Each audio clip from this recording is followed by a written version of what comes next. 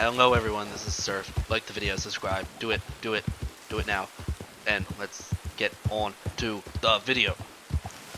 Mount Hagan is located at the bottom portion of the West Grizzlies and is rivaled in height only by Mount Shan. It is completely covered in snow, with a very steep ascension on almost all sides, with the only real way to ascend the peak is either through the designated road that leads to the top of it, or by climbing the northern slope at Millesani Claim, which is not marked and kind of trial and error until you make it up there, but you can make it up there. And with all this being said, I've divided the area of Mount Hagan into 3 areas of concentration: Micahs Hideout, Millesani Claim, and Miscellaneous. The rest. The first place on this list is called Micahs Hideout, and we're calling it that because that's what it is on the map, at least at the end of the game. It is left unmarked until the second epilogue, when Micah is killed and you obtain his revolver. That's only after that is that location marked on your map. The site itself contains a lookout tower, 2 open-faced sheds, 2 outhouses, and a house-looking structure. It's similar to what we have at Ewing Basin. Those type of door window structures that you see there, which might be homes, they might not. I'm still on the fence about it. And it appears to me that these buildings were originally part of Millesani Claim. I can't confirm nor deny that, but the architecture and the state of disrepair of the buildings are similar between Micah's Hideout and Millesani Claim. So I'm going to say they were built approximately around the same time, that being the 1850s. This is also the location of the frozen man on the toilet, who appears to be on a crutch and with a homemade brace around his right leg, which means he somehow broke his leg in some way, shape, or form. And there are also rags around his feet, bound up by rope, which says to me that he was in some dire straits before he finally croaked sitting on the toilet. If you remember, if you return to the site where you kill Micah at the end of the epilogue, if you leave the area directly after and return later, his body will be marked as a stranger, like many other people you can kill around the game, and his body will not disappear or decompose until you loot the revolver from his corpse. So that revolver is something that sort of anchors that land in time until you loot it off of him.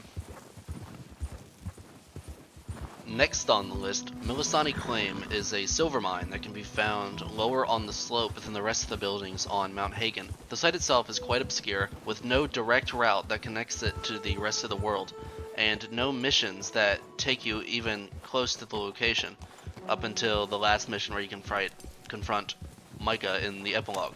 According to the wiki, this location was likely founded during the 1858 Silver Rush.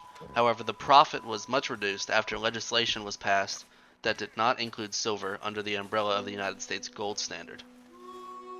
This location is also referred in the catalog of Strawberry General Store under an outfit called the Millesani, modeled after the clothes that the old miners used to wear when they'd climb down the mountain for a drink at the Strawberry Saloon. Inside the location itself, you can find a cigarette card, some ginseng elixir, and a cheat code in the mine that says "A Fool on Command," which activates the drunk command. At Millesani Claim, outside of the mine itself, is a small house and a stone shed that appears to store the mine's supply of TNT, which still remains there. Now, something that I found interesting in this little shed is this little wooden contraption I'm showing on the screen right here that's on the floor. This is the stock used for a cannon, which says to me that either the miners here used to do some blast mining via a cannon they just shoot into the wall to burrow through the mountainside, or this was some station during the Civil War used to store explosive material, and these things were just sort of left over. The last thing on this list is Other, or Miscellaneous. So on the northwest peak of Mount Hagan, we can find the man who is frozen solid. This guy is classified as the frozen settler, and is one of the few references to Spanish colonization that we can see throughout the world of Red Dead Redemption 2. Others being the friar skeleton in New Austin, and an old abandoned church that bears the architecture of the 1600s to 1700s time period, which is also found in New Austin. But this skeleton in particular wears a Morian helmet, something that the Spanish explorers wore as early as 1540.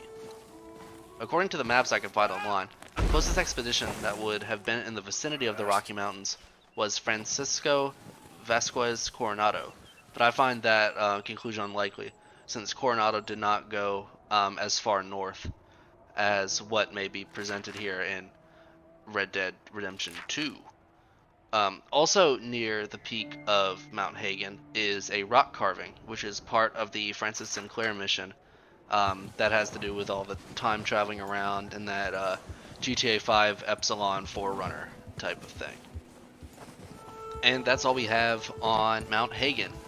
Next episode, we will be looking at Dodd's Bluff, and I think, if I'm not mistaken, we're actually out of buildings locations. Everything else, as far as I'm seeing, unless I'm missing maybe one or two, everything else is like places like Glacier or Tempest Rim or Granite Pass, Spider Gorge, places that are just sort of areas of the map, little stretches of river. And I'll probably tackle all of those in probably just one video. And after that, we'll be moving on to Grizzlies East, and then farther down. I think I want to go to West Elizabeth next after this and just work our way eastward, and then circle back to the rest of West Elizabeth. Well, not the West of it. I'll just do all of West Elizabeth, and then New Austin. Probably I'll save that one for last. I don't know. I haven't decided on the order yet, but like the video, subscribe, do everything. And like I said, next episode is Dodd's Bluff, so be prepared for that one.